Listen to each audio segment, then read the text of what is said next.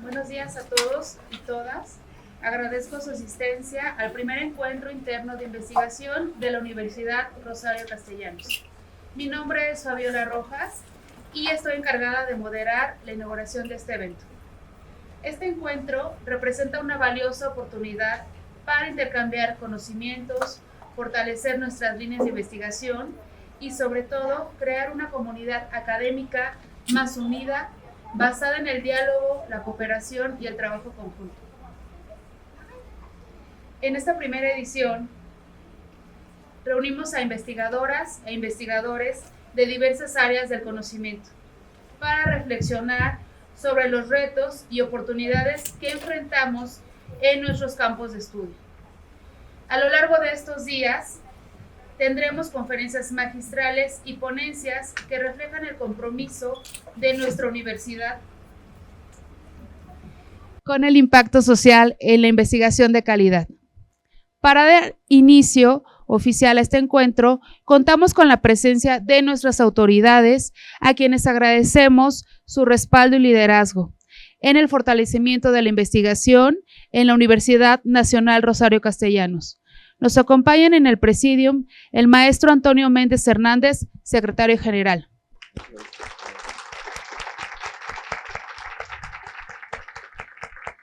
La doctora Lugui Sortibrán Martínez, directora de investigación y posgrado.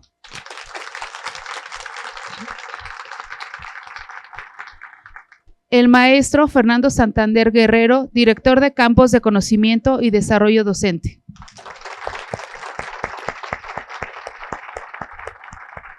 La doctora Mireya Ramírez Ballesteros, subdirectora de investigación.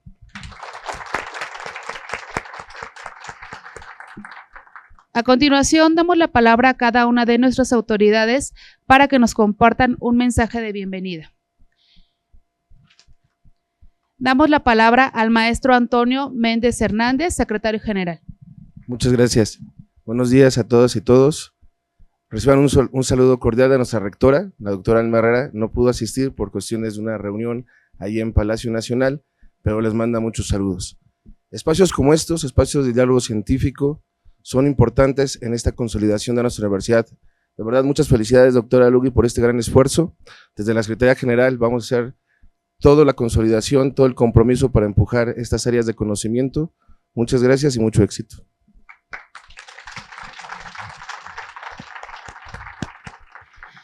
Gracias por sus palabras, maestro Méndez. En este momento pedimos a la doctora Lugui Sortibrán, directora de investigación y posgrado, su intervención. Muchas gracias.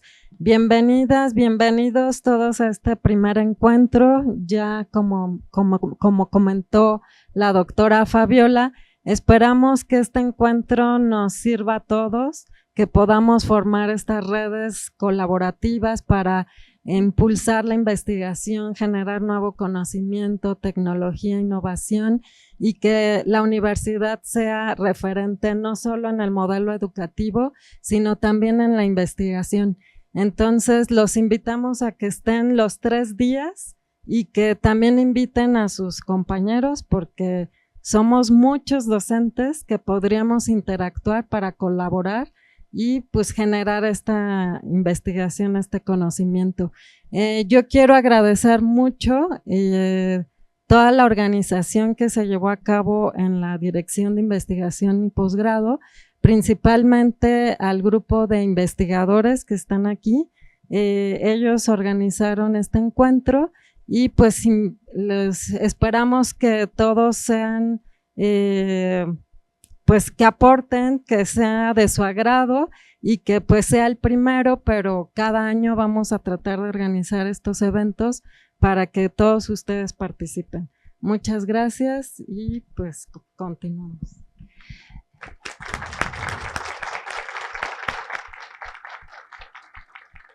Agradecemos las palabras de nuestra directora de investigación y posgrado. A continuación tiene el uso de la palabra el maestro Fernando Santander, director de campos de conocimiento y desarrollo docente. Muchas gracias. Muy buenos días a todas y a todos. La verdad es que me da muchísimo gusto, ¿no?, ver a caras conocidas, a muchas caras conocidas. Creo que es súper valioso generar este tipo de espacios de encuentro, de diálogo, de generación de conocimiento, pero además de que tenga una intención interdisciplinar, que también podemos vincularnos entre las áreas, ¿no? Esa parte me parece que es todavía muchísimo más valiosa, y me da gusto ver a docentes de la licenciatura que estén participando por acá, vinculándose con el área de posgrado, que como bien decía la doctora Lugui, pues necesitamos generar nuevo conocimiento que sea pertinente, que sea adecuado a las necesidades que nuestra sociedad nos demanda, y en ese sentido me parece que estos espacios tienen que tener este horizonte para poder consolidar a la Universidad Nacional Rosario Castellanos como un proyecto educativo que sea punta de lanza en este sentido. Yo estoy muy de acuerdo con la doctora Lugui, no solamente tendríamos que ser ese referente por el modelo educativo, sino por el tipo de conocimiento, por las coordenadas epistémicas desde las que generamos este conocimiento, y además, si es hecho colectivamente por los miembros de esta comunidad, pues qué mejor, ¿no? Creo que siempre estos espacios de diálogo se van a agradecer. Yo agradezco muchísimo a la doctora Lugui y a su equipo de investigadoras y de investigadores que siempre están todo el tiempo tratando de vincularse con el área académica, porque me parece que es un vínculo que tiene que fortalecerse muchísimo, y pues espero que este primer evento sea la punta de lanza de ese trabajo de vinculación y colectivo que se puede hacer entre ambas áreas. Pues nada, por favor, disfruten mucho todo el encuentro, porque el programa se antoja muchísimo. Disfrútenlo por mí, yo no voy a poder estar. Me encantaría, no voy a poder, pero por favor disfrútenlo por mí, y cuando nos encontremos me cuentan a qué llegaron. Muchísimas gracias.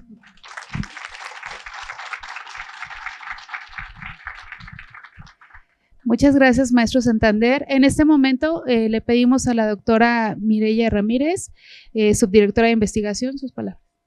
Muchas gracias. Pues primero que nada, bienvenidas y bienvenidos a este encuentro. Es el primer encuentro de investigación de la Universidad Rosario Castellanos, y primero me gustaría agradecer, como ya lo hizo la doctora Lugui, al Centro de Investigación y Posgrado en Humanidades, Ciencias y Tecnologías, que si no saben, está este centro aquí en la universidad, y ustedes pueden hacer colaboración con los investigadores y las investigadoras de este centro. Entonces, muchísimas gracias a todos los integrantes de este centro que hicieron posible este evento. Y bueno, actividades de estas son sumamente importantes. ¿Por qué? Porque tenemos una interacción social, tecnológica y más que nada de conocimiento de sus proyectos de investigación que cada uno de ustedes tiene. Es sumamente importante que se difunda, se divulguen estos resultados, y qué mejor que hacerlo en primera instancia entre nosotros, entre la comunidad de docentes, de investigadores de la Universidad Rosario Castellanos. Entonces, pues muchísimas gracias por estar aquí. Esperemos que este evento sea de su agrado. Estamos abiertos también a cualquier retroalimentación para mejorarlo, y como ya se mencionó, no va a ser el primero, va a haber muchísimos más, y están invitados a todos los que siguen. Muchas gracias. Este encuentro cuenta con 23 mesas de trabajo. Vamos a estar trabajando en 23 mesas, como ya lo vieron en el programa. En cada mesa va a haber un código QR. Si ustedes desean ingresar a la mesa, por favor, escaneen el QR para que se registre su asistencia. También ahorita en la conferencia inaugural hay un QR aquí afuera del auditorio. Si ustedes desean su constancia de asistencia a esta conferencia, por favor lo escanean, ponen sus datos correctamente para que se pueda emitir la constancia. Y bueno, pues de nuevo, bienvenidos y muchas gracias por estar aquí.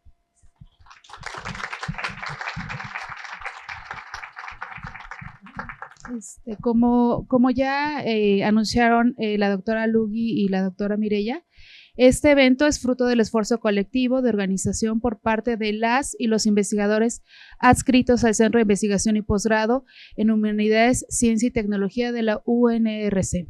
Además, hemos patrocinado integralmente materiales de apoyo, café, galletitas, contribuyendo a crear un espacio propicio para el intercambio de ideas en los recesos que están anunciados en el programa, por favor. Ahora solicitamos amablemente al maestro Antonio Méndez Hernández, secretario general de nuestra institución, inaugure este evento. Muchas gracias. Con este acto, a las 10 horas, es oficialmente inaugurado el primer encuentro interno de investigación de la Universidad Nacional Rosario Castellanos. Muchas gracias.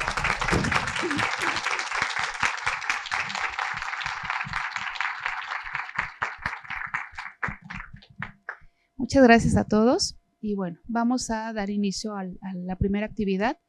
El acceso al agua es un derecho humano fundamental. Sin embargo, hoy enfrentamos grandes desafíos ante la crisis climática, la escasez hídrica y las desigualdades en su distribución. Reflexionar sobre estos retos y analizar sus implicaciones desde una perspectiva científica es una tarea urgente para nuestra sociedad.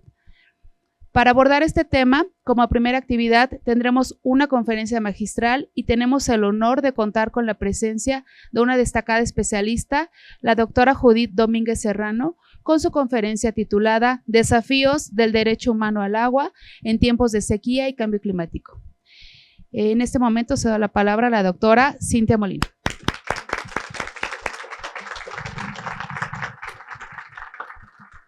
Hola, buenos días. Buenos días a todos y todas y pues nuevamente damos una cordial bienvenida al primer encuentro interno de investigación de la Universidad Nacional Rosario Castellanos. Como ya lo decía mi colega, pues es un espacio dedicado al intercambio de ideas, la reflexión académica y el fortalecimiento de nuestra comunidad investigadora.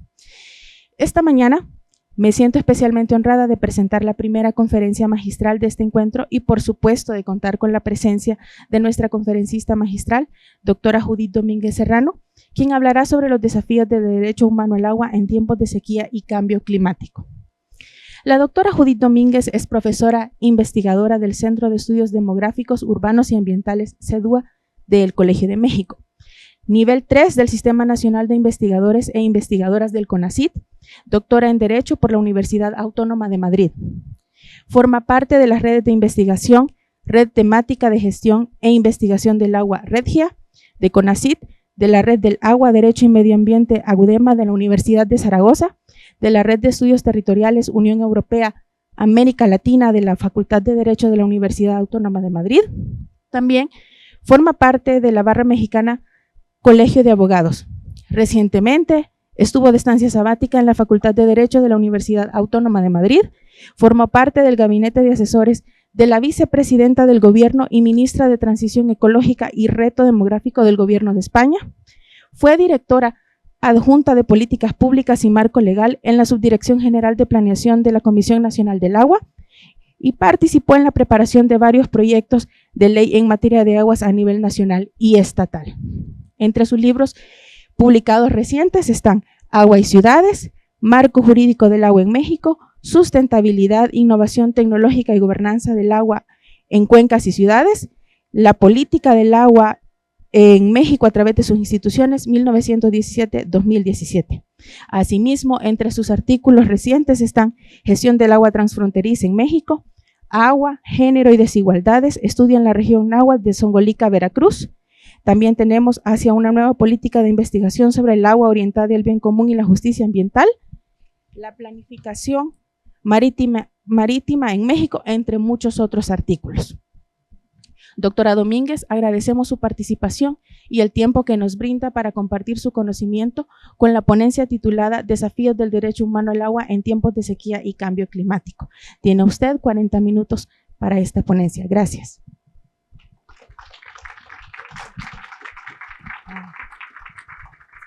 Bueno, muchas gracias, Cintia. ¿Cómo? Sí, ¿no? ¿Se escucha? Sí, ¿verdad? Sí. Muchas gracias, Cintia. Muchas gracias a la Universidad Nacional Rosario Castellanos por la invitación a comentarles algunas ideas que pueden bien ser unas líneas de investigación, porque es un tema de actualidad en todo el país, en todo el mundo, pero obviamente en México es uno de los temas de la agenda prioritaria del gobierno y de los 3 niveles de gobierno. Entonces, el tema que quiero presentarles es el del derecho humano al agua. ¿Cómo avanzamos? ¿Qué significa? ¿Qué desafíos tiene en nuestro país? pero sobre todo en un contexto de cambio climático y en el contexto concretamente de las sequías. Ustedes han visto que en los 2 últimos años, o un poco más, creo que llevamos ya sequías de, por lo menos, bueno, siempre hemos padecido sequías, ¿no? En México, pero los últimos años han sido unas sequías más prolongadas, más duras también, para las cuales los gobiernos no están preparados. Y lo hemos visto, 2023, 2024, 2022, Monterrey, que es una de las ciudades más avanzadas, ¿no? Una metrópoli, una región de las más avanzadas de nuestro país, y llegó al día cero. El año pasado anunciaban en la Ciudad de México que por agosto, septiembre llegaríamos al día cero también. No pasó. Bueno, ya les contaré por qué no pasó.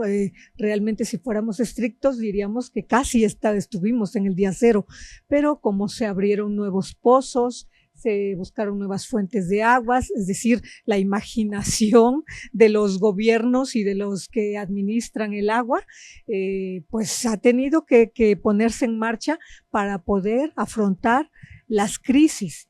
Y las previsiones que ahora podemos mirar con los datos que nos presenta el Panel Intergubernamental de Cambio Climático, que es el que genera información científica en materia de impacto de la variabilidad climática en muchos sectores, en salud, en ecosistemas, en las actividades económicas. En el agua también hay una parte pequeña de investigadores que también ven qué efectos va a tener, qué impactos va a tener estos cambios climáticos en los recursos hídricos, y los datos que nos van mostrando, porque no hay certidumbres, todo lo contrario, se reduce esa incertidumbre con las investigaciones científicas, pero todavía hay un margen, ¿no? Un margen que no controlamos, un margen científico de incertidumbre, pero dentro de ese margen y con las investigaciones que hay, lo que nos muestran es que el cambio climático se va a agravar, ¿sí? Cada vez va a ser más intenso los efectos que pueda tener, y si nosotros nos ubicamos, nuestro país, geográficamente en dónde se encuentra, pues vamos a ver que estamos en medio de 2 océanos y que por ahí ya nos van a llegar ciclones, lluvias más intensas, huracanes, todos los fenómenos climáticos, en este caso fenómenos hidrometeorológicos. Aquí estoy hablando de lluvias más intensas, pues nos van a afectar. Y estamos precisamente en una posición geográfica que va a ser más complicada, ¿sí? Cada vez los huracanes, lo que estamos viendo es que son más intensos, que se desvían y que no tocan tierra, pues qué bueno, pero nada nos garantiza que eso va a pasar en los siguientes años. Y la otra cara de la moneda son las sequías. Nuestro país, también por su posición geográfica, en el norte tenemos sequías, es una región desértica, semidesértica, propensa a las sequías. Las sequías son cíclicas, no es un fenómeno nuevo, y han ocurrido desde hace muchos años. Algunos historiadores dicen que la extinción de la civilización maya fue debido a una mega sequía. Entonces no es un fenómeno nuevo. Lo que pasa es que ahora el cambio climático lo que ha hecho es hacerla más severa, más intensa y más prolongada en el tiempo. Que los gobiernos del norte de México y del sur de Estados Unidos las han padecido, sí, y nosotros podemos ver el monitor de la sequía de la Conagua, y lo que vemos es cómo son cíclicas. Generalmente eran cada 10 años. Eso decían los meteorólogos, ¿no? Cada 10 años viene una sequía que puede ser mucho más intensa, pero lo que ahora vemos es que ya no respeta, ese ciclo de 10 años pues ya no es fiable. Entonces, ahora no sabemos que va a haber sequía, que ya empezó la sequía, y en los datos de febrero, de inicios de febrero, del monitor de la sequía de la Conagua, nos decía, bueno, pues ya empezó la sequía en algunos estados y municipios del norte del país y ya era sequía severa.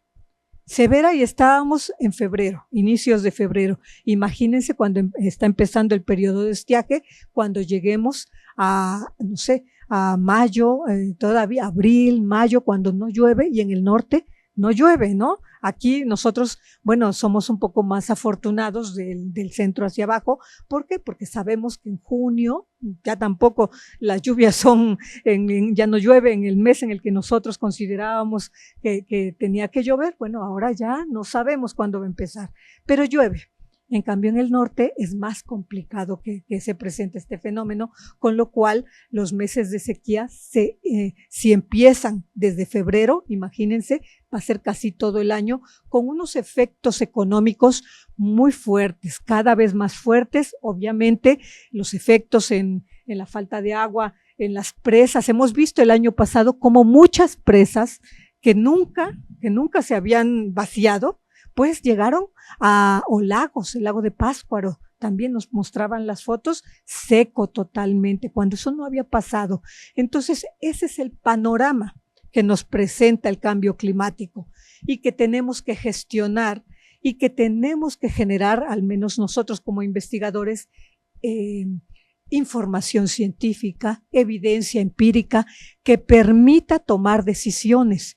Y falta muchísima. O sea, el IPCC genera a nivel mundial y a nivel regional, pero la región ahí es pues región africana, región asiática, o sea, a nivel continente. Nosotros tenemos que bajar esa información y generar escenarios más locales, y eso no existe. No existe. Entonces ahí hay un ámbito de oportunidad para quien quiera abordar este tipo de investigación, que es un nicho realmente, ¿no? Podemos generar. Ahora, si hablamos, eso estoy hablando de información más científica, más dura, pero los científicos sociales también tienen ese reto, y es un reto todavía mayor, porque nosotros, a partir de esa información, nosotros tenemos que hacerla dialogar con la información social, con la información económica. ¿Cómo impacta en las comunidades si ya tengo un escenario climático regional que generalmente vamos a tener en los planes estatales de cambio climático, pero también vamos a ver que los planes estatales de cambio climático ya no se elaboran con la periodicidad que antes, hace 10 o 12 años, todos los estados estaban obligados a hacer un plan estatal de cambio climático, de acción climática, como le llamaran, un inventario de emisiones, pero en los últimos años dejaron de hacerlos, ¿saben? No sé por qué razones, ¿no? Pero dejaron de hacer sus planes. Imagínense ahora los municipios que también toman decisiones, gobiernos que tienen que gestionar agua, entre otras cosas. ¿Y qué hacen? ¿De dónde sacan la información? Ustedes me podrán decir, bueno, pues es que el INEGI genera muchísima información, y es verdad, genera, pero hay que trabajarla, genera datos realmente, ¿no? El dato, y ese dato tenemos que transformarlo nosotros como investigadores. ¿Para qué? Para que permita al que toma decisiones entenderlo. Porque no es fácil, ¿no? El dato, imagínense el dato climático. Si ya el dato de los censos, pues de los censos, de las encuestas, que son muchísimas, realmente existe información en el INEGI, se genera, pero hay que trabajarla, ¿sí? Hay que traducirla a los gobiernos y todavía dar un paso más allá, hay que traducirla a la sociedad. ¿Cómo? Pues con alertas, con información que le permita tomar decisiones. ¿Va a haber o no agua, ¿no? En el próximo mes. ¿De qué calidad va a ser el agua? Porque también afecta la calidad del agua. Es decir, que información sencilla, y eso la podemos generar nosotros como investigadores, que permita generar conciencia también, crear resiliencia en las personas, en las comunidades, decir, que sean capaces de responder a ciertos fenómenos climáticos. Y no me voy a ir a los escenarios lejos de las costas, ¿no? De que ya creo que nosotros tenemos como país experiencia en generar información y alertas tempranas para que la población se movilice cuando va a venir un huracán. Pero, ¿y en la sequía? La sequía es un fenómeno que nosotros aquí en la Ciudad de México, pues como que lo vemos lejos, ¿no? Como que eso pasa en el norte, en el desierto. Eso está ahí, pero aquí, solamente para que ustedes vean la magnitud del problema que podemos enfrentar y que la población no conoce, incluso nosotros no conocemos, ¿no? El año pasado, sin irme muy lejos, 2024, la Ciudad de México tuvo el 100% de su territorio con algún grado de sequía. Todo el territorio, en un mes, en abril, todo el mes. Nos dimos cuenta, pues no mucho. Algunas colonias o algunas alcaldías sí, porque se recrudeció el tandeo que ya tenían. Nosotros a lo mejor lo más que llegamos a ver, quien tiene agua, pues más o menos, o tiene una cisterna ahí para almacenarla, o tiene un tinaco, pues que caía un chorrito nada más, ¿no? Ya no tan con la fuerza con la que antes caía.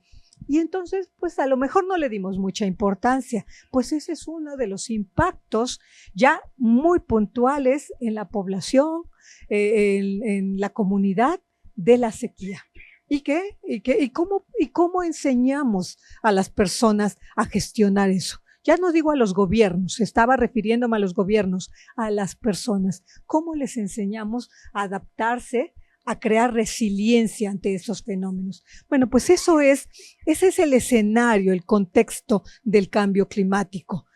Y ahora, creo que ahora sí voy a entrar ya después de esta amplia introducción al tema. No me voy a pasar más del tiempo que me dieron, por supuesto.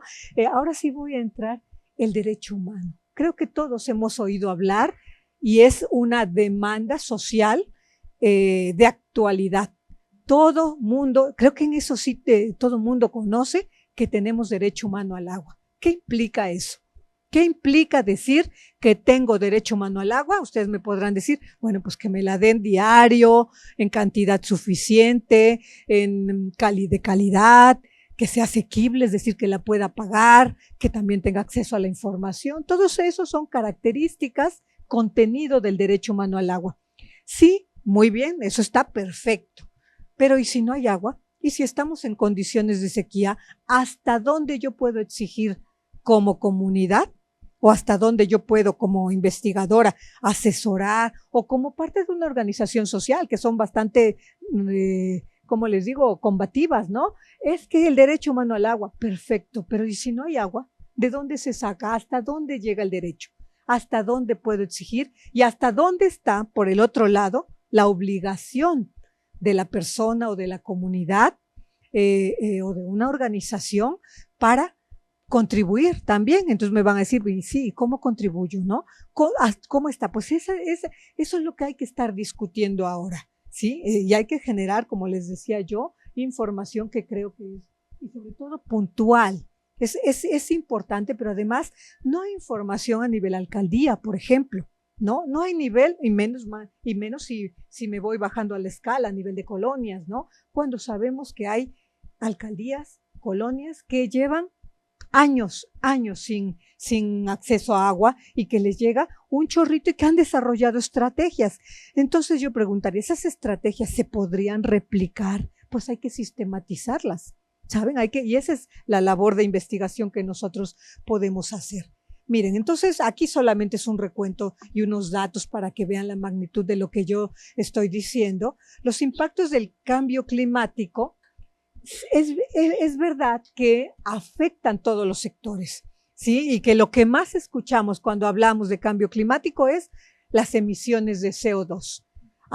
Bueno, las emisiones de CO2, somos un país, no anexo 1, pero que estamos generando cada vez menos información, no como se generaba hace algunos años, en estos años ya no se genera tanta información para reportarla a nivel internacional y ver cómo estamos y medirnos y compararnos con otros países, ¿no? Pero lo que no se dice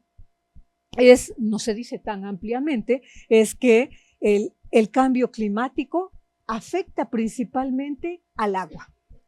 Sí, las emisiones son importantes, sí a otras áreas, las actividades económicas, pero el agua es uno de los sectores. Miren ustedes, el 74% de todos los desastres naturales en este periodo de 18 años estuvo vinculado al agua. O sea, 3/4 partes de los desastres naturales fueron por el agua, o sea, sean inundaciones, sean sequías, abundancia de agua, falta de agua. En 2021 se registraron 431 fenómenos extremos relacionados con peligros naturales de gran y mediana escala en todo el planeta. Más de 3,000 millones de personas no tienen acceso al agua segura en el mundo y esta cifra dicen que se va a incrementar a 5,000. Entonces, si ustedes piensan, aquí vamos como que a la inversa. No es que estemos dando solución. No es que estemos avanzando en los objetivos de desarrollo sostenible, al menos en el 6 que se vincula al agua, porque los datos nos dicen que desde continuar esta tendencia de escasez de agua y de mala gestión del agua, pues entonces para el año 2050, que podríamos decir, ay, pero qué lejos está, no, pues es que 20 años se pasan bien rápido ahora, ¿no?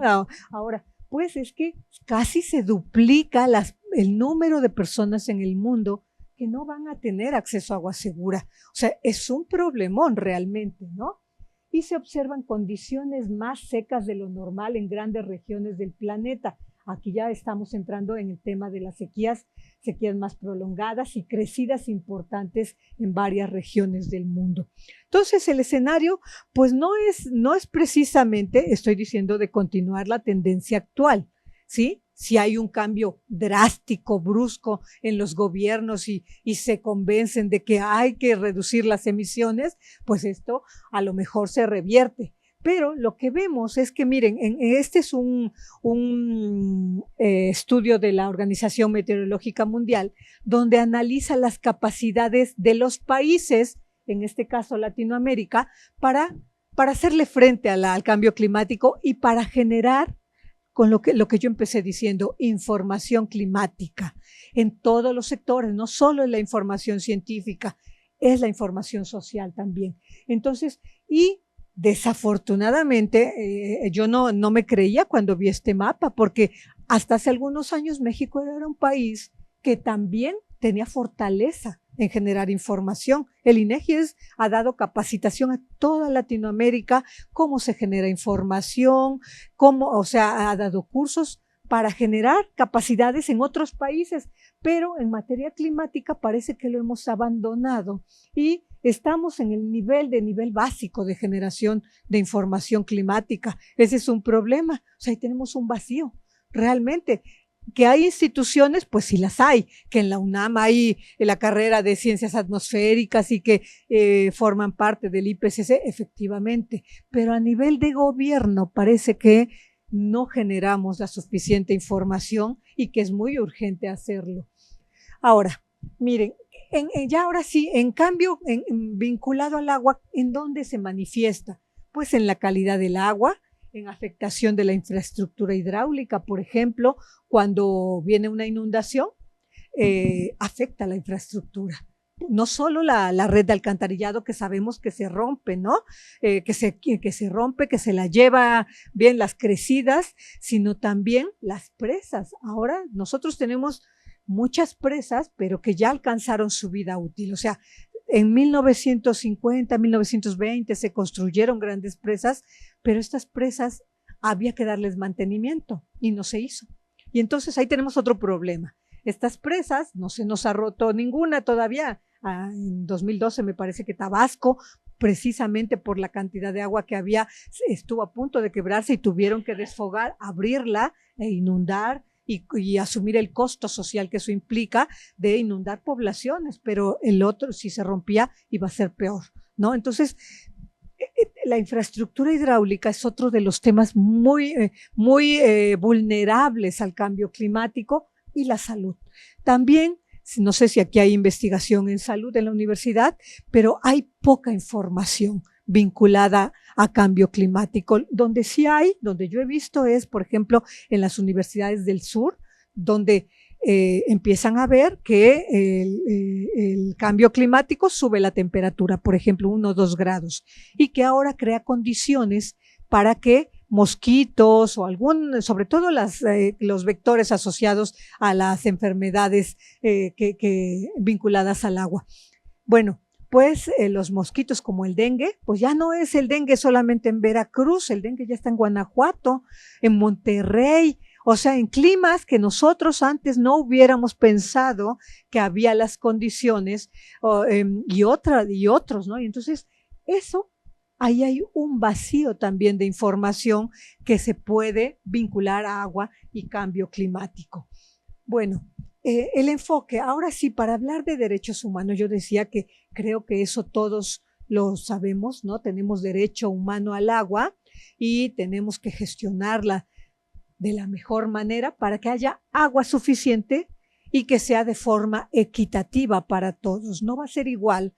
¿Por qué? Porque a veces la ubicación geográfica pues no lo permite, ¿no? Aquí, por poner un ejemplo, en la Ciudad de México, si nosotros pensamos en el Ajusco, en zona o en Xochimilco, en donde en la población que se asentó cada vez más arriba, por supuesto que tiene derecho humano al agua. Ahora, es muy complicado, al menos en estos dos ejemplos, pensar que van a tener infraestructura hidráulica como lo tiene la Cuauhtémoc, ¿no? ¿Por qué? Porque ahí pues es plano, pues estaba planificada también, o sea, con regla y escuadra, hicieron ciudad.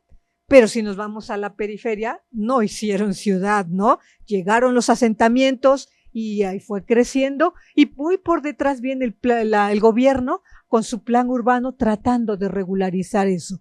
Entonces, la realidad va avanzando y el gobierno, la solución, las normas van muy por detrás, tratando de alcanzar a la realidad. Entonces, por eso digo, de manera equitativa. Es decir, que busquemos de la mejor manera que tengan acceso al agua. No va a ser quizá la misma que en el centro de la ciudad, no porque no quiera el gobierno, no porque aquellos son irregulares, no, aún en asentamientos irregulares es válido el derecho humano al agua, no se puede exigir. Ahora hay que atender a las condiciones locales, ¿no? Que cómo va a ser ahí, bueno, pues va a ser, si la mandan en pipa, pues que sea regular y que sea de calidad, que sea asequible, ¿no? Que sea asequible, no va a ser una pipa de 2,500, 3,000 pesos como sucede ahora aquí en la ciudad. Entonces, ahí también hay un ámbito de oportunidad para generar información que tampoco hay, ¿no? Hay muy poquita de cuánto paga la gente de Xochimilco, de la colonia, no sé, la que piensen ustedes, cuánto paga en agua. Porque no le llega por la red, por ejemplo, ¿no? O le llega poquita por la red y tiene que comprar una pipa, una vivienda, una comunidad, una colonia, tienen que comprar pipas. Y entonces aquí, además de pagar el recibo, si es que lo está pagando, hay que aumentarla. Entonces ahí ya no se cumple un criterio del derecho humano al agua, que es la asequibilidad. Y la asequibilidad dice, no tienes que pagar más del 3% de tus ingresos. Y si una persona compra pipas, pues está pagando mucho más, del 3%, 5, 7%. Entonces, esa es otra de las cosas que también podemos pensar. El enfoque basado en derechos humanos es más amplio que el derecho humano al agua. Sí, habla de la interdependencia, miren, de otros derechos. Por ejemplo, si yo no tengo agua, pues afecto mi derecho a la salud. Si no tengo agua en mi casa, en mi hogar, pues afecta mi derecho a la vivienda digna. Si no tengo, si no tengo saneamiento básico, por ejemplo, baños, letrinas, pues afecta mi derecho al medio ambiente. ¿Por qué? Porque ahí habrá una contaminación también. Entonces, el enfoque basado en derechos humanos es muy útil para hacer políticas públicas, para hacer investigación, y tiene 3 características. La primera, los derechos humanos son interdependientes, es decir, que si no tengo agua y se me vulnera mi derecho al agua, muy probablemente se me están vulnerando otros derechos. Segundo, la universalidad. No hay distinción, es para todos, ¿saben? No es porque está en asentamiento irregular, ahí tiene unos peros. Sí, ahí no le puedo dar servicio público. Un gobierno no puede poner servicio público en asentamiento irregular. Pero eso no quiere decir que no tenga obligación de dar agua por otros medios, garrafones, vales, hidrantes públicos, pipas, no la red. Eso sí está prohibido por la ley. Ahora, pero la universalidad es todos disfrutamos del derecho de acceso al agua en las mismas condiciones o en la mayor medida que sea equitativo. Principio pro persona también. Aquí significa que siempre que haya una duda, siempre se va a aplicar lo más favorable a la persona. Por ejemplo, en el caso que les digo, si una persona está en asentamiento irregular, no tiene derecho al servicio público. Y podría decir el SACMES, bueno, ahora es Secretaría del Agua, podría decir, no, la ley dice que en asentamientos irregulares yo no le doy servicio público. Pero el principio pro persona dice, lo más favorable a la persona es que le des acceso al agua. No lo puedes dejar sin agua, ¿no? Entonces esto creo que es una construcción teórica que se puede movilizar a un caso práctico y que es muy útil para resolver problemas, para hacer políticas públicas.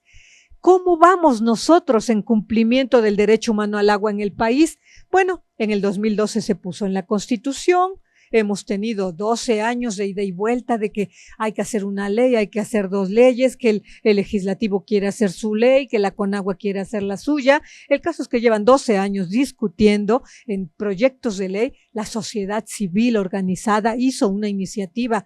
Aquí el Poder Judicial tiene una razón de ser, por supuesto, es suplir, proteger cuando el legislativo no ha hecho su trabajo, cuando el Ejecutivo, que en este caso sería la CONAGUA o la Comisión Estatal del Agua o el Sistema de Aguas, porque son administración pública, no han hecho su trabajo, no le da agua, no ha hecho la ley, viene el Poder Judicial y dice, lo protejo.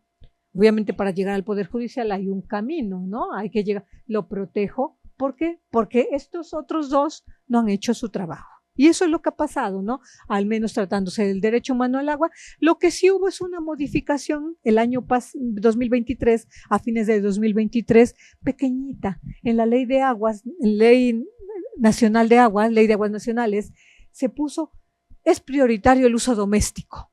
Una frase. Bueno, algo es algo, ¿no? Ya en ausencia de ley pusieron, es prioritario el uso doméstico. ¿Es suficiente? No. ¿Cumple con los parámetros del derecho humano al agua? No. Pero bueno, ahí una modificación a la ley de aguas nacionales. Entonces, ¿qué implica? Ya con esto voy a ir cerrando. ¿Qué implica pensar, proteger el derecho humano al agua en escenarios de cambio climático? Y sobre todo en el 2025, con el gobierno que tenemos, es decir, con un gobierno distinto, ¿qué implica? Pues más allá de la gobernabilidad, es decir, el gobierno, lo que nos damos cuenta es que se queda corto, no puede hacer todo él solo, ¿no? No puede hacerlo. Entonces empiezan a haber otras propuestas sociales, por ejemplo, de organización social, que son instituciones realmente, ¿no? De comités de agua. Nosotros trabajamos, Cintia y yo, en una evaluación que hicimos con un equipo de la política del agua en la Ciudad de México. Fuimos a Milpalta y hay comités de agua donde pues no llega el agua, y no solo ahí, también en otros lados, ¿no? Y un comité de agua dice, bueno, pues yo me encargo acá de vigilar la fuente, porque vienen las mafias X y extraen el agua y luego la van a vender en pipa. Y entonces, ¿cuál es la función del comité? Vigilancia, por ejemplo. No está gestionando el agua, lo hacía el SACMES, pero vigilaba al menos, o sea, suple lo que la autoridad no llega a hacer, pues le rebasa muchas veces los problemas. También mayores espacios de participación ciudadana, y el agua es muy propicia a estos espacios, ¿no? A la organización social que exige estos espacios para monitorear cómo lo está haciendo el SACMES o la Secretaría del Agua, cómo lo está haciendo el municipio, la alcaldía. Y entonces hay contralorías sociales, observatorios ciudadanos del agua, o sea, hay espacios que se empiezan a conformar y que también son objeto de análisis científica. Algunos hablan de la cogestión y sobre todo vinculado a los pueblos y comunidades indígenas, donde con la reforma que ustedes sabrán de septiembre del año pasado, la reforma constitucional, ahora se les reconocen ya a los pueblos y comunidades como sujetos públicos, ¿no? Sujetos de derecho público. ¿Qué implica esto? Pues ellos se asumen como un cuarto poder. O sea, ya no son los 3 poderes, sino un cuarto poder que tendrá o no sabemos, a ver qué dice la Ley General de Asuntos Indígenas que se está elaborando, tendrá o no poder sobre sus recursos naturales. Siempre lo han dicho, ¿no? Siempre es una demanda. Siempre dicen, y la Constitución no dice son sus recursos, dice uso prioritario de sus recursos, decisión prioritaria de sus recursos, no dice son de ellos nada más, no, porque las aguas son nacionales. Entonces, pero ellos, vamos a ver cómo sale esta reforma, será un cuarto poder, hasta dónde llegará, cogestionarán el agua con la Conagua o ellos solos dentro de su territorio, no sabemos, y es un ámbito ahí también propicio para ver qué va a pasar, ¿no? O sea, son ideas que yo estoy lanzando, que a ver si alguno cacha y dice, me interesa seguir en esta línea de investigación. Y entonces, miren, ¿cuáles son los desafíos para los gobiernos? Porque creo que otra cosa que tenemos que hacer es investigación aplicada, práctica, que sirva. Sí, porque puedo estar muy ocupada yo en que tengo que publicar para entrar al SNI y para eso me piden publicaciones. Sí, está muy bien, pero si esa además es aplicada, pues mucho mejor, resolvemos asuntos, ¿no? Contribuimos con lo que nosotros podemos generar, ¿no? Y entonces, los gobiernos, ¿qué desafíos tienen? Bueno, el primero, garantizar agua en calidad y cantidad suficiente. Dar acceso a la información del agua. Ustedes habrán oído que con el caso de contaminación de la Benito Juárez de calidad del agua, pues reservaron la información. ¿Por qué? No había justificación, ¿no? Porque el derecho humano al agua dice debe haber acceso a la información para que el ciudadano se concientice, tome decisiones, exija, participe. Bueno, y entonces esto va en contra de lo que dice, ¿no? No reclasificar la información por 3 años no se justificaba porque había un problema de contaminación de calidad del agua. Bueno, integridad, transparencia, obviamente, hacer transparente las decisiones. La infraestructura que se construya debe ser resiliente, ya no puede ser la misma de siempre. Ahora nos mostraban a nosotros cómo la infraestructura en el SACMES, no, bueno, sí, por 2 razones. Ahora usan un equipo flexible que se mueve por los sismos, ¿no? Y entonces, porque antes sí era de asbesto, que además el asbesto es cancerígeno, y todavía tenemos en la Ciudad de México infraestructura de asbesto, se quiebra, y entonces, pues, fuga, ¿no? Y bueno, entonces la infraestructura resiliente lo que permite es moverse con los sismos o incluso aguantar la pendiente por el hundimiento de la ciudad, no una gran pendiente, por supuesto, unos centímetros, pero eso es también algo que se está desarrollando, encontrar nuevas fuentes de agua. Los conflictos sociales, no me he referido a eso, pero encontrar nuevas fuentes de agua, poniendo como ejemplo esta ciudad, es muy problemático, ¿no? La gente no tiene agua, conflicto social. Toma la calle, toma la vía pública y entonces, bueno, hay que resolverle. Quiere agua, sí, pero ¿de dónde la saca el gobierno? No, nadie está obligado a lo imposible. ¿De dónde lo saca? Pues tendrá que buscar nuevas fuentes de agua, porque las que tenemos están sobreexplotadas, ¿no? Y eso nos va a llevar a conflictos, pues, más regionales, ya no solo locales, porque para tener agua en esta ciudad hay que traerla de otro lado, hay que limitarle el derecho al agua quizá a otras regiones e incorporar datos climáticos. Yo creo que esto es muy importante, como les decía, generar información climática, que ahora estamos en el nivel básico. Me parece, a ver si tengo otra, sí, que ya terminé con esto.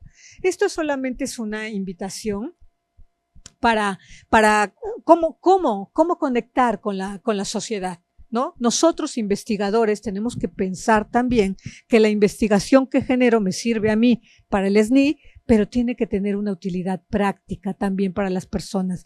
Este es un ejemplo que nosotros tenemos en el Colegio de México, es un podcast sobre agua, que pueden ustedes escucharlo, ahí están las plataformas. ¿Y qué hace? Bueno, lo que hacemos es esa información técnica que a veces es muy complicada, traducirla, decirla en palabras sencillas, entrevistar a las personas que no tienen agua, por ejemplo, y cómo lo vive usted, cuál es su problema, cuánto paga por el agua.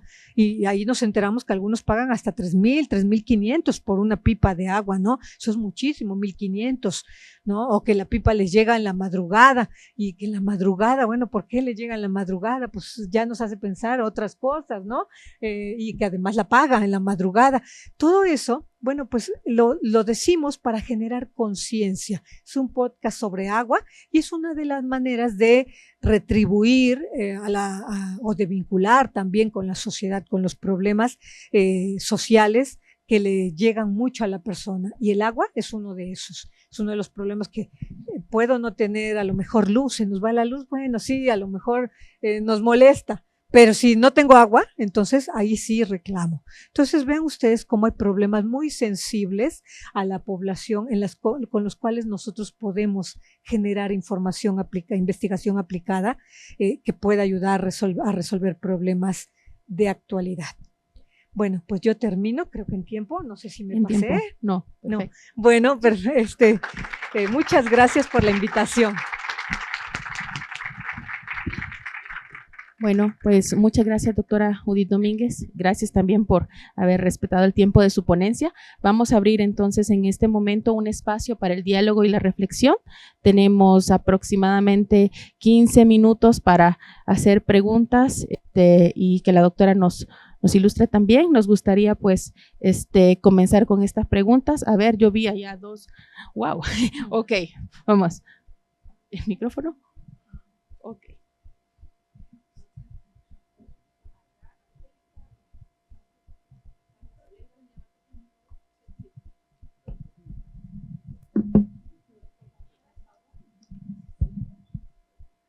Gracias. Bueno, celebro que hayamos inaugurado este evento con esta charla, me parece fundamental, que más vital que el agua. Y creo que, bueno, dialogando un poco, me parece muy importante también incorporar el papel de la clase social en el análisis del agua, ¿no? Justamente me parece que una cosa que hace falta es que, por ejemplo, en la sequía del norte, particularmente la que sucedió en Monterrey, pues estalló un escándalo importante, que es el de por qué se seguía privilegiando el agua para grandes empresas como Coca-Cola, y todavía más que cuando se habló de incorporar a Tesla, ¿no? en un lugar, en una empresa que requeriría grandes dosis de agua. Y bueno, justo me parece que es algo que sé por qué los gobiernos no han querido abordarlo desde allí. Es un gran conflicto, ¿no? En términos de poder, pero sin embargo pues sigue siendo fundamental. Efectivamente son pues las zonas pobres las que a final de cuentas van a sufrir, y claro, es como, me parece que esa es la respuesta del Estado. No sé de dónde sacar agua si no la hay, pero a ellos se les sigue garantizando. Entonces, creo que tarde o temprano va a tener que colocarse en la mesa de la discusión de la política pública. Solo eso. Muchas gracias.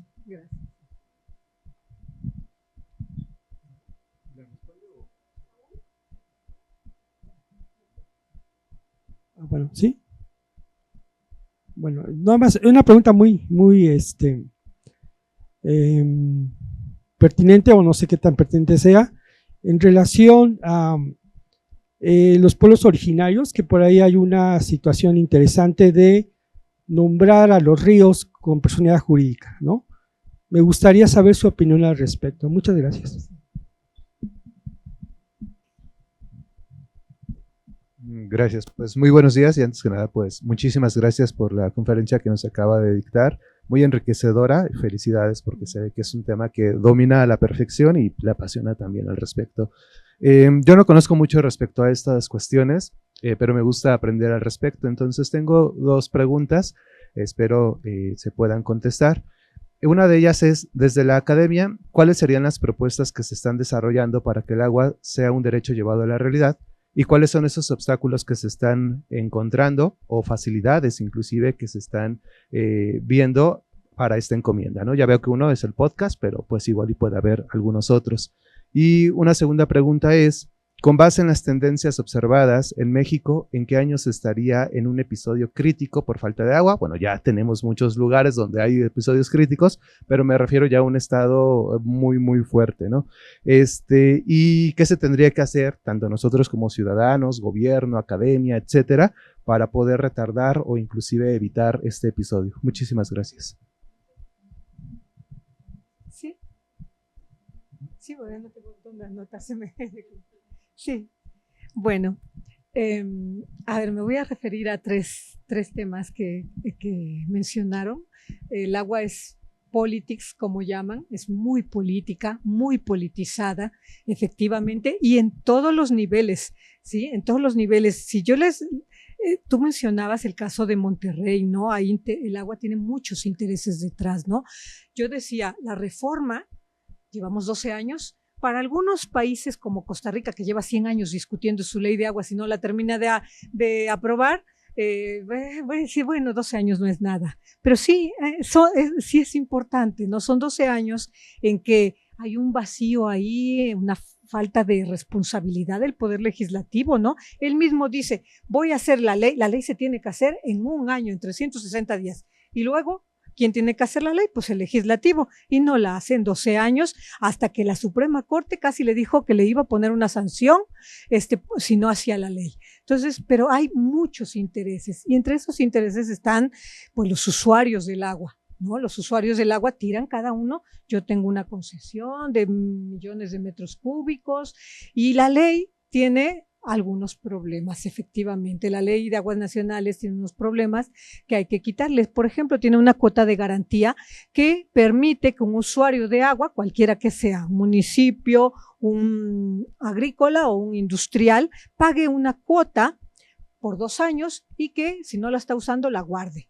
Pero es que eso ya se tiene que quitar, ¿no? Se tiene que quitar esa disposición de cuota de garantía. ¿Por qué? Porque la está ahí reservando, pues porque a lo mejor puedo crecer mi empresa o lo que sea, mi cultivo, la necesitaré a lo mejor en los próximos 2 años, ¿no? Es que ahora lo urgente es revisar esas concesiones, ¿no? Entonces, los gobiernos ahí tienen un papel pues sí, han sido algunos pasivos. La Conagua durante muchos años ha sido muy pasiva, ha dejado crecer el problema que cuando ya sale, ya está para explotar, ¿no? De la ilegalidad, de la sobreexplotación, o sea, son muchas cosas, ¿no? Que el agua es poder, el agua, quien tiene información del agua tiene poder, ¿no? ¿Dónde está? ¿A qué horas abren la llave?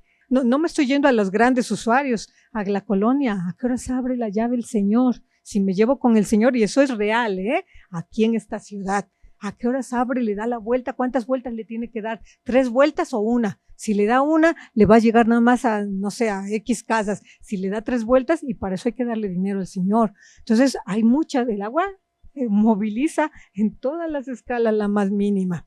Entonces, pues, sí, tienes mucha razón, ¿no? Hay intereses detrás y que hay que superar. Yo creo que ahora otra cosa importante es que el agua debe ser prioridad. En el sexenio pasado, el agua no fue prioridad. En este es prioridad. La presidenta anunció 2 cosas, seguridad y agua, ¿no? El agua la primera semana estaba hablando del agua, de la agenda prioritaria del agua y presentando el Programa Nacional Hídrico. ¿Por qué? Porque es un polvorín en todo el país, ¿no? Entonces, yo creo que ahora, y hay dinero, y dijo, iba a haber dinero, y lo que cueste la ley, se va a hacer la ley. Porque antes era, no, es que sale muy costoso. Bueno, pero ahora sí. Yo espero que sí, ¿no? Estamos iniciando el gobierno.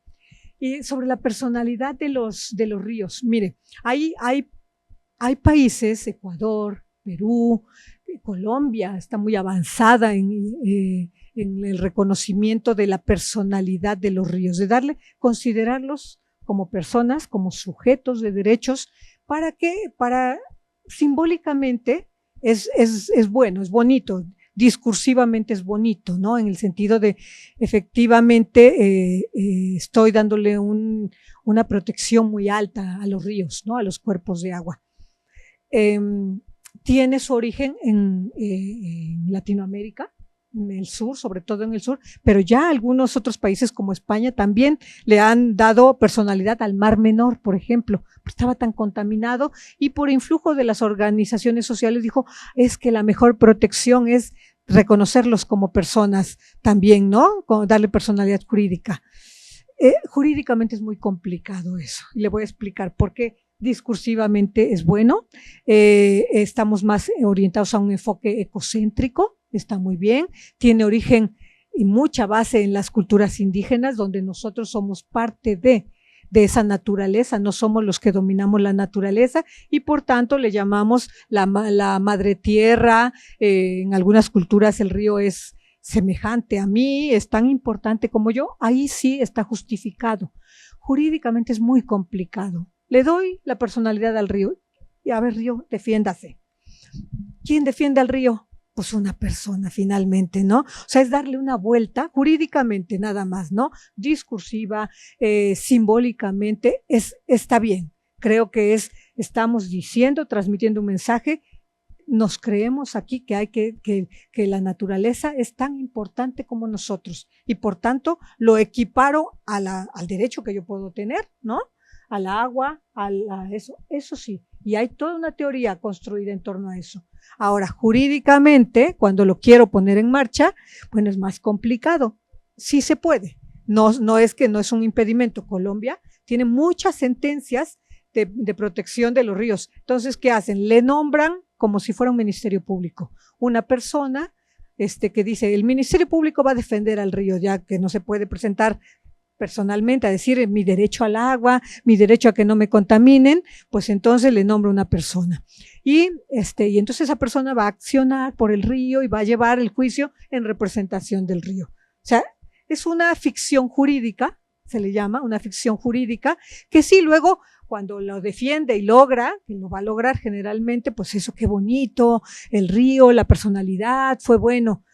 Eso, con una medida de política pública, más protección para este río, se puede lograr de una manera más directa, ¿no? O sea, hay maneras de abordarlo, pero creo que en la época en que estamos viviendo, que va más por lo simbólico también, es importante. Y las otras dos preguntas ya se me olvidaron, perdona, ¿qué era? ¿Qué? Sí, pues mira, hay mucho por hacer realmente, ¿no? Yo creo que el agua, todos los sectores, a algunos les cuesta más, ¿no? A los lingüistas, por ejemplo, supongo que les costará un poquito más, ¿no? La investigación aplicada, dicen, no lo creo, pero bueno, ellos argumentan eso. Pero el agua o el medio ambiente en general es un sector tan propicio para hacer investigación aplicada y resolver problemas puntuales. ¿Y de qué se está haciendo?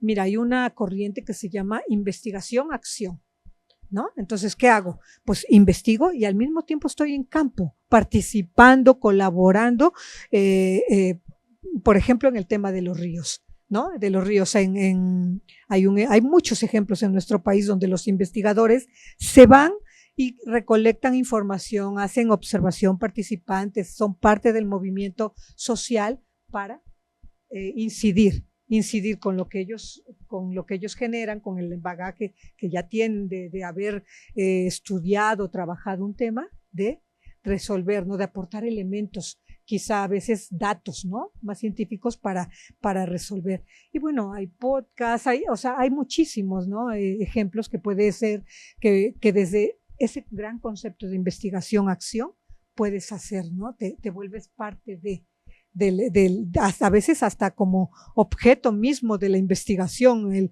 Los etnógrafos dicen eso, ¿no? Yo soy objeto mismo de la investigación cuando estoy dentro. Hay técnicas para eso, ¿no? Técnicas metodológicas. ¿Y la segunda era? Ay, no. Pues ahí sí tenemos un gran pendiente. Los ciudadanos somos en materia de agua muy pasivos. Queremos que nos den el agua, reclamamos y no nos dan el agua, pero cuando les dicen, miren, les vamos a subir 15 pesos el agua o 50 pesos, uy, no, ¿por qué? A ver, ¿no? Y véanlo en los municipios, ¿no? Aquí no, Aquí los conflictos no son porque te suban el agua, porque ni la suben, está todo subvencionado, está barata, ¿no? Realmente. Pero váyanse a un municipio, si un presidente municipal se le ocurre la idea de que vino a la conferencia y dijo, es que sale muy caro, y dice, no, voy muy consciente, voy a subir un poco el agua, pero no lo socializó antes y sube el agua, es un gran problema, porque los ciudadanos creemos que el agua es gratis. Pero el agua, traerla a tu casa, construir esa infraestructura cuesta. El ejemplo, y Cintia sabe más de eso porque hizo el estudio de análisis de tarifas en esta evaluación que hicimos de la política del agua en la Ciudad de México, ¿saben? Dice el Código Fiscal, cosa que ni me creo yo tampoco, porque miren, no, ya les voy a decir la cantidad. Dice el Código Fiscal de la Ciudad de México que el agua vale, ¿cuántos? 30 metros cúbicos son, o 15 son.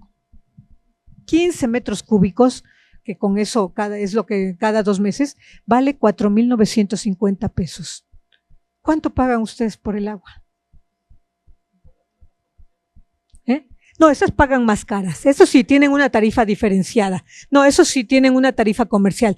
Estamos hablando del uso doméstico. 4,950 dice el código, no sé cómo llegaron a esa cifra, que es probable, porque se bombea. Datos que la población no sabe y que tendríamos que decirles como académicos. 2 kilómetros hacia abajo. O sea, vamos a llegar a China, dicen algunos, ¿no? En broma. Imagínense ustedes, 2 kilómetros bombear. Dicen que la maquinaria que se usa debe ser la de petróleo, porque la que extrae petróleo, porque ninguna puede llegar tan abajo, 2 kilómetros. Eso es energía eléctrica. ¿Cuánto creen que cuesta eso? Pues a lo mejor sí vale 4,950 el agua que nos llega a la casa. El recibo de agua debe decir, y lo dice, usted debe pagar, véanlo en su recibo, 4,950. Usted paga 116 pesos. O sea, de verdad, vean ustedes cómo. Entonces, el papel del ciudadano, ¿qué es? Cuando me digan que va a subir el agua, pues, híjole, no, contribuir, ¿no? Pagar el recibo. Si supieran cuánta gente no paga en la Ciudad de México el recibo. Y se enoja, además, ¿no? O sea, es un gran problema. ¿Cuánto vale traer el agua del Cuchamal hasta acá? Que viene de Michoacán, ¿no? Subirla 1 kilómetro hacia arriba, bombearla, un gasto energético increíble para dejarla caer por gravedad a la Ciudad de México, pues a lo mejor sí vale 4,950 y no lo estoy pagando. No digo que tenemos que pagar 4,950, ¿no? Pero sí que debemos ser conscientes. El rol del ciudadano, somos pasivos, ¿no?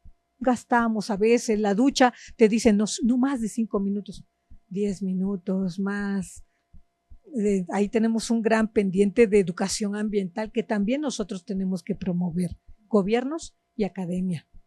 Sí.